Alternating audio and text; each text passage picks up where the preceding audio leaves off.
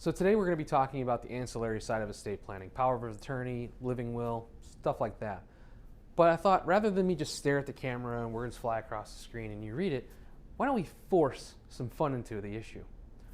Ladies and gentlemen, today you will have a estate planning class taught by the actions of Han and Leia Solo. I'm captain of the Millennium Falcon. A little short for a stormtrooper. So I think we're going to need a change of scenery. And perhaps a change of attire. Maybe we should even change our perception of reality. I think that's good. Let's get started. So early on in Star Wars, we find Han Solo in dire straits with Jabba the Hutt. Han needs to pay off Jabba pronto, and he seems to have gotten a nice ferry for an old man and his grandson on their way to Alderaan. Spoiler alert, things don't go as planned.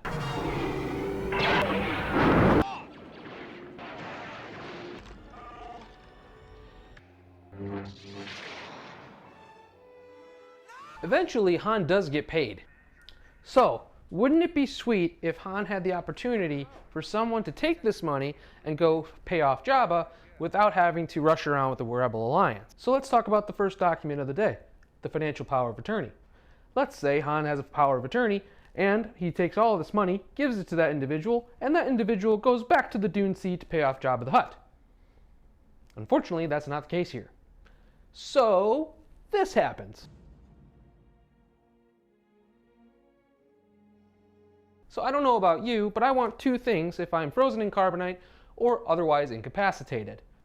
First one being financial power of attorney to keep the bounty hunters, or in real life, bill collectors at bay. And our second document, medical power of attorney, to make sure I'm getting out of carbonite as fast as possible. There's always the chance, though, that you might have complications when leaving carbonite. I can't see. Where am I?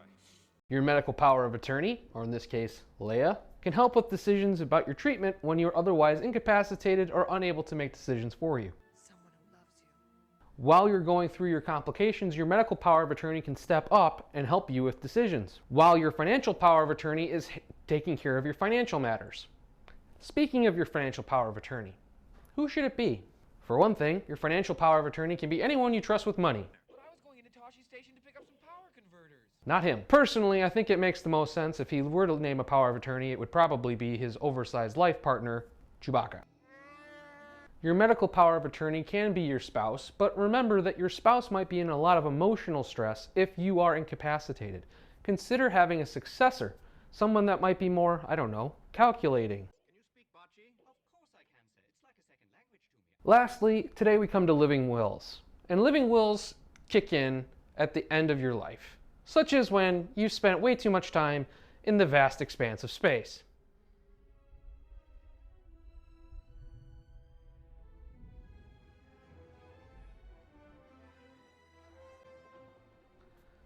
And now you have a failing heart.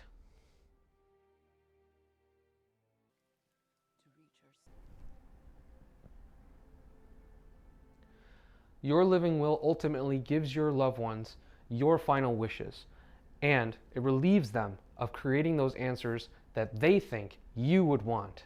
Your living will ultimately tells your loved ones what level of care you'd like to receive in your final days.